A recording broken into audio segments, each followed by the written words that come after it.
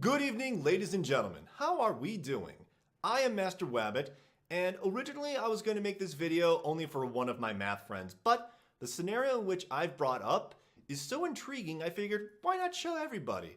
I also have questions over it, and hopefully with our combined minds together, we'd be able to solve them all.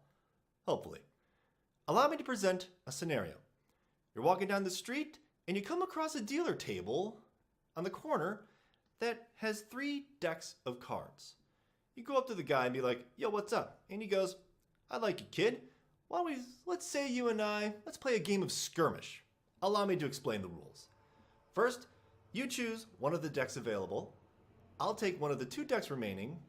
We take our cards, we shuffle them together, and when we're ready, one at a time, we take the top card of our decks and reveal them. Whoever has the higher card wins 1 point. First to 5 points wins. In war, for example, you would lose and then you would lose your card and the game would just go on forever. Not so with Skirmish. There's no reshuffling. There's no adding more cards to your deck. Once they're down, they're down. It's purely a game of skill and luck. Well, I say skill and luck, but really, let me show you what those cards are, kid.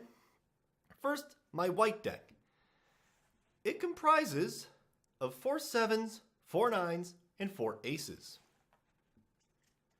I could tell by the look in your eye you like them, but let me show you my red deck.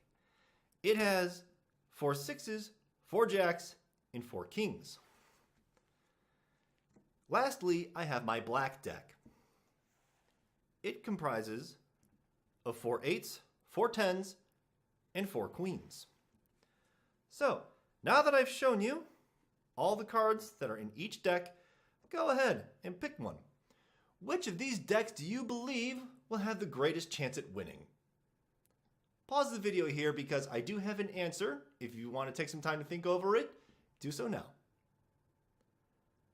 Thing is about these particular decks, no matter which deck you choose first, you're always going to be at a disadvantage right out of the gate. How so? These cards are laid out in a non-transitive order, meaning that one deck is stronger against the second deck, but weaker against a third. For instance, you choose the white deck. Okay, the dealer chooses the black deck.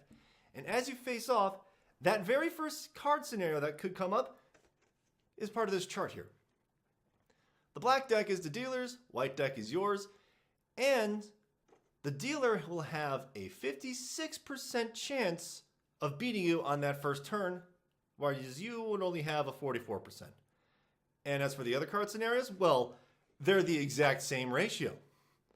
No matter what it is you do right out of the gate, you're at a disadvantage.